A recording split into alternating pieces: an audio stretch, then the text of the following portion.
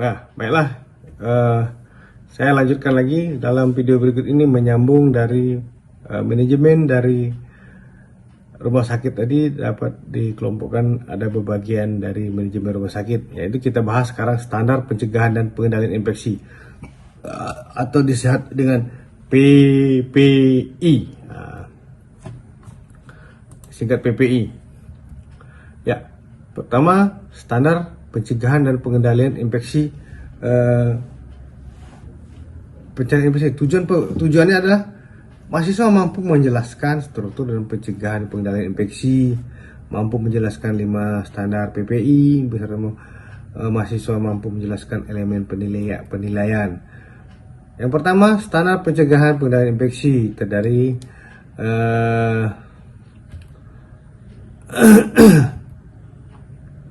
nah, inilah penyelenggaraan PPI di rumah sakit.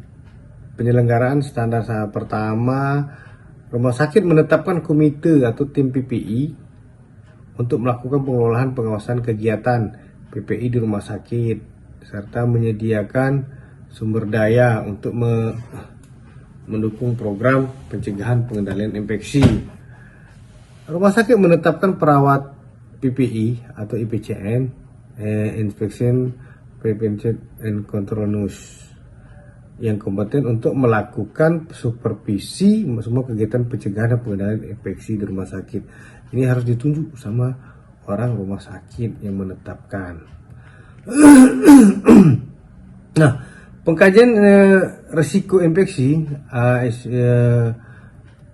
rumah sakit melakukan pengkajian proaktif setiap tahunnya sebagai dasar penyusunan program PPI tepat untuk mencegah penularan infeksi terkait pelayanan kesehatan. IKRA meliputi namun tidak terbatas pada infeksi-infeksi penting secara epidemiologis. Proses kegiatan di area-area yang berisiko tinggi yang terjadi infeksi, pelayanan yang menggunakan peralatan yang berisiko infeksi, prosedur tindakan yang berisiko tinggi. Lanjutan dari tadi, pengkajian risiko infeksi, yaitu diantaranya pelayanan distribusi, linen, bersih dan kotor, pelayanan steril dan alat, kebersihan permukaan dan lingkungan, pengolahan linen dan laundry, pengolahan sampah, penyediaan makanan, pengolahan kamar jenazah. Nah, program perencanaan dan pengendalian infeksi. Program PPI disesuaikan dengan kompleksitas ukuran dan ketersediaan sarana dan prasarana rumah sakit yang dapat meliputi 1. Kebersihan tangan, penggunaan APD, kewaspadaan transmisi dan kesempatan pasien,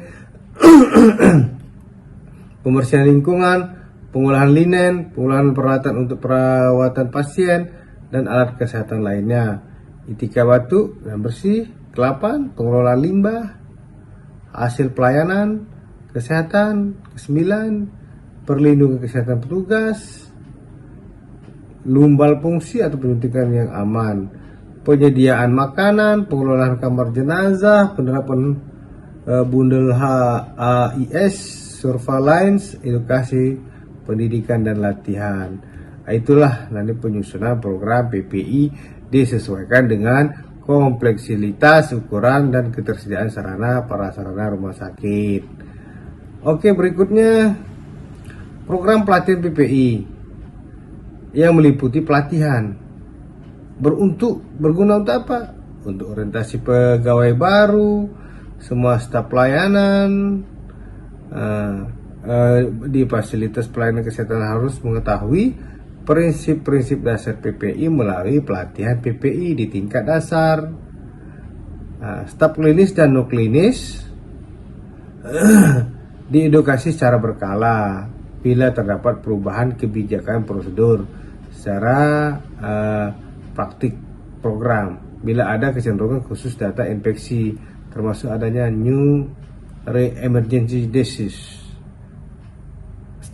Selanjutnya, staf non klinis di rumah sakit harus dilatih dan mampu melakukan upaya pencegahan infeksi meliputi hand hygienis, etika batuk, penanganan limbah dan penanganan APD, penggunaan APD. Terus pendidikan bagi penunjang pengunjung dan keluarga pasien, ya berupa komunikasi, informasi tentang PPI yang berkaitan penyakit yang menular. Oke, program pencegahan dan pengendalian infeksi. Selanjutnya, rumah sakit menyusun dan menerapkan program PPI yang terpadu dan menyeluruh untuk mencegah menular infeksi terkait pelayanan kesehatan berdasarkan hasil pengkajian risiko proaktif setiap tahunnya. Yang berikutnya, standar ke PPI 4, rumah sakit menurunkan risiko infeksi pada fasilitas yang terkait dengan pengendalian mekanis dan teknis, serta pada saat melakukan pembongkaran konstruksi renovasi gedung.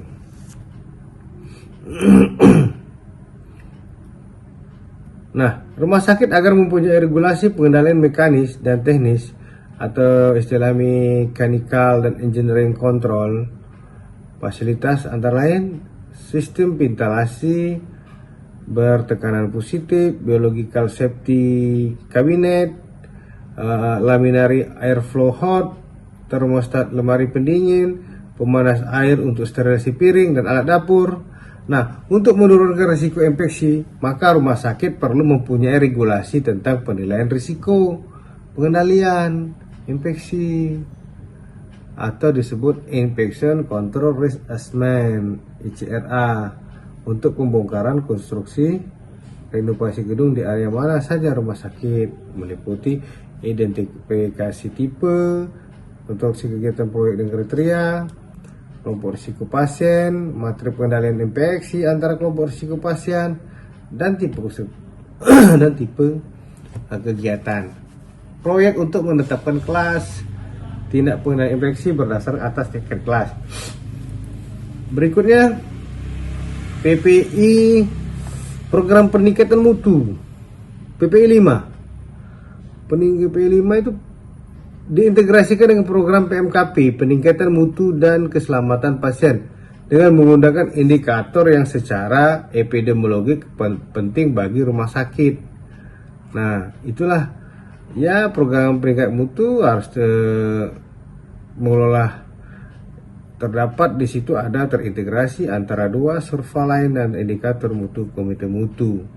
Terdapat bukti pertemuan berkala antar komite mutu dan koordinasi tim PPI harus didokumentasikan.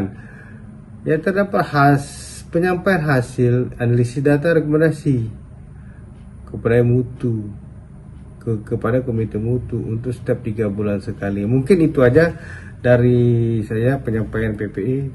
Terima kasih.